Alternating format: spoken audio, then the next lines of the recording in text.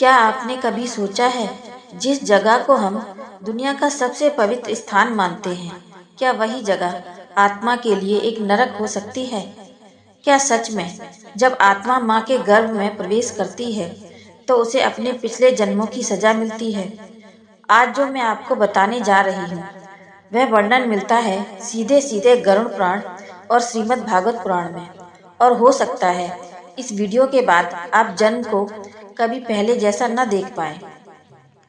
यह सवाल कोई नया नहीं है। हजारों साल पहले गरुड़ जी ने भगवान विष्णु से पूछा था, हे केशव, नरक से आया हुआ जीव माता के गर्भ में कैसे प्रवेश करता है? वहाँ उसके साथ क्या क्या यातनाएं होती हैं? और भगवान ने जो उत्तर दिया वो आज भी हमारे रोंगटे खड़े कर देता है। कल्पना कीजिए, जीव पिछले जन्मों के कर्मों का बोझ लिए नर्क या अन्य योनियों से छूटकर वर्षा के जल के साथ बादलों में, फिर वायु में, फिर पृथ्वी पर, फिर किसी पुरुष के शरीर में और अंत में एक रात्रि में माँ के रज में मिलकर कलल बन जाता है। पहले दिन सिर्फ एक बुलबुला सा, 5वें दिन बेर जैसा, 10 दिन में मांस का एक छोटा सा टुकड़ा और 1 महीने में सिर बनता है। 2 महीने में हाथ पैर उभरते हैं। 3 महीने में नाखून, बाल, हड्डियां, लिंग भेद स्पष्ट होते हैं। लेकिन अब असली पीड़ा शुरू होती है। 5वें महीने में भूख लगती है। माँ जो खाती है वही उसे मिलता है। माँ अगर तीखा, खट्टा, नमकीन खाए तो जीभ तड़प उठता है, और माँ अगर भूखी रहे तो वो भी रोता है। छठे महीने में वह जरायु मतलब झिल्ली में लिपटकर गर्भ के दाहिने कोने में घूमता है। चारों तरफ मलमूत्र का गड्ढा, दुर्गंध, अंधेरा, सकरी जगह और माँ का रक्त, माँ का मलमूत्र का मिश्रण। गरुड़ पुराण कहता है, मलमूत्र युक्त गड्ढे में वह सोता है, माता के खाए अन्न से पोषित होता है, पर उसे लगता है जैसे वह नरक में पड़ा हो। 7वें महीने में उसकी याददाश्त जागती है।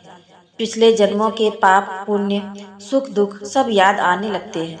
वह रोते हुए भगवान से प्रार्थना करता है, हे प्रभु, मुझे इस गर्भ से बाहर मत निकालो। यहाँ तो मैं सुरक्षित हूँ। बाहर जाऊंगा तो फिर पाप करूंगा, फिर नरक में जाऊंगा।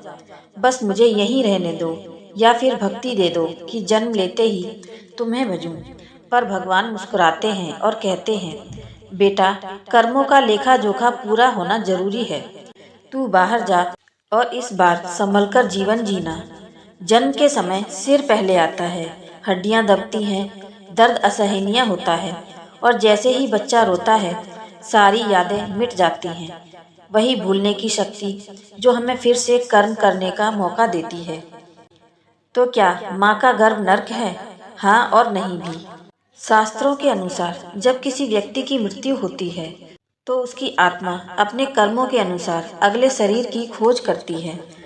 जब सही समय आता है वह आत्मा माता के गर्भ में प्रवेश करती है। गरुड़ पुराण में वर्णन है कि गर्भ के भीतर घोर अंधकार होता है। आत्मा एक छोटे से स्थान में बंध जाती है।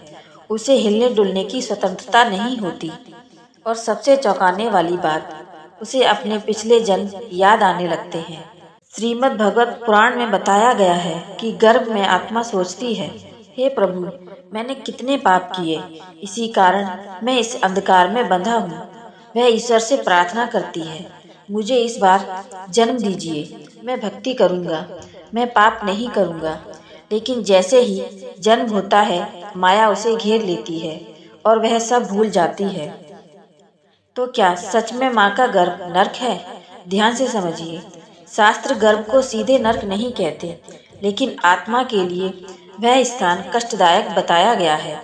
क्यों? क्योंकि वहाँ पूर्व अंधकार है, सीमित स्थान है, पूर्ण निर्भरता है और कर्मों का बोझ है। यह दंड नहीं बल्कि पुनर्जन्म की तैयारी है। अगर हम विज्ञान की बात करें तो विज्ञान के अनुसार गर्भ सबसे सुरक्षित स्थान है। वही जीवन की शुरुआत होती है और माँ से शिशु को हर क्षण पोषण मिलता है। विज्ञान इसे नरक नहीं बल्कि जीवन का चमत्कार मानता है। तो क्या माँ का गर्भ नरक है? हाँ और नहीं भी। पापी जीव के लिए यह नरक से भी बदतर यातना है। अंधेरा, दुर्गंध, संकुचन, भूख प्यास, असहायता। पुण्य आत्मा के लिए यह माँ का आशीर्वाद है, सुरक्षा का किला, स्वर्ग जैसा अनुभव। माँ का गर्भ ही तुम्हारा पहला स्वर्ग या पहला नर्क है और इसे तुमने खुद चुना है। तुम्हारे पिछले जन्मों के कर्म तय करते हैं कि किस माँ के गर्भ में जन्म होगा। अच्छे कर्म प्रेममयी, सुखी, संस्कारी माँ मिलती है। बुरे कर्म कष्टमयी, गरीबी और अशांति वाली परिस्थितियों वाले घर में जन्म होता है। पर सबसे बड़ी बात यह है कि यह नर्क स्थायी नहीं, यह सिर्फ 9 महीने का है। जैसे नर्क से निकलकर गर्भ आया, वैसे गर्भ से निकलकर जीवन आया। अगर आज तुम्हें जीवन में कष्ट मिल रहे हैं तो समझ लो यह पिछले कर्मों का हिसाब है। अब रोना धोना बंद करो, अब अच्छे कर्म करो, नाम जपो, सेवा करो, क्रोध लोभ मोह छोड़ो, क्योंकि अगली बार जब तुम गर्भ में जाओगे शायद वह गर्भ नर्क न रहे, शायद वह गर्भ स्वर्ग बन जाए, या शायद तुम्हें गर्भ में ही मुक्ति मिल जाए। गर्भ नरक नहीं है, लेकिन आत्मा के लिए वह कर्मों का प्रतिबिंब हो सकता है। वह 9 महीने एक आत्मिक चिंतन का समय है। शायद इसलिए हमारी संस्कृति में माँ को देवी का दर्जा दिया गया है, क्योंकि वही स्थान जहाँ आत्मा अपने पापों पर रोती है, वही स्थान उसे नया जीवन भी देता है।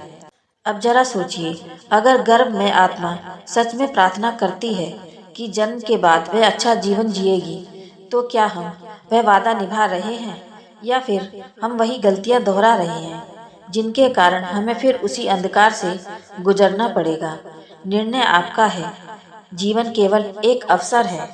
तो बताइए, क्या माँ का गर्भ नरक है, या फिर नरक से निकलकर आने का आखिरी पड़ाव जहाँ से मुक्ति का रास्ता शुरू होता है? अगर आज की बातें आपके दिल तक पहुँची हों तो इसे अपने तक सीमित ना रखें। अपने दोस्तों और परिवार वालों के साथ शेयर करें और कमेंट में लिखें कि आपका क्या मानना है, गर्भ एक नर्क है? आप सुन रहे थे द डिवाइन स्केल। मिलते हैं अगली वीडियो में एक नए रहस्य और नई कहानी के साथ।